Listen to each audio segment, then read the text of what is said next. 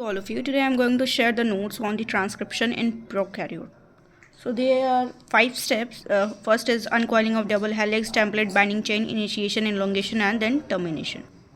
So DNA template strand में एक promoter site होता है जो कि sense strand में present होता है, and second one is the anti sense strand जिसको non sense strand भी बोलते हैं. एक यहाँ पे DNA डिपेंडेंट RNA पॉलीमरेज है जिसके ऊपर रो फैक्टर प्रेजेंट होता है, सॉरी सिग्मा फैक्टर प्रेजेंट होता है.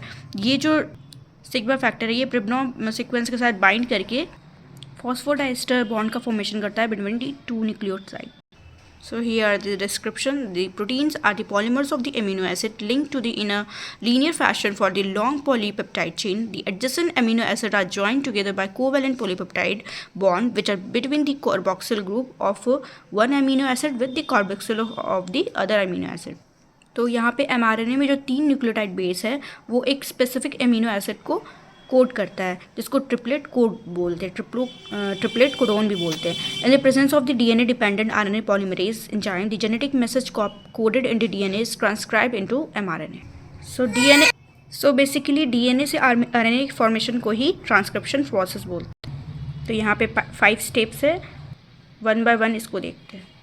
सो फर्स्ट स्टेप में अनकॉइलिंग ऑफ डीएनए स्ट्रैंड होता है, हेलिकेज एंजाइम से ये अनकॉइल हो जाता है. सेकेंड स्टेप हमारा टेम्पलेट बाइंडिंग है जिसमें कि सिग्मा सब यूनिट जो कि प्रोमोटर साइड रीजन को रिकग्नाइज करता है. एंड देन इनिशिएशन साइट पे जो एक स्पेसिफिक सीक्वेंस रहता है जिसको प्रिब्नो सीक्वेंस बोलते हैं, वहाँ से इनिशिएशन प्रोसेस शुरू होता है. Then chain initiation the sigma factor of the holoenzyme dependent DNA dependent RNA polymerase binds to the Pribnow sequence to initiate RNA synthesis and the residues of the promoter site doesn't transcribe.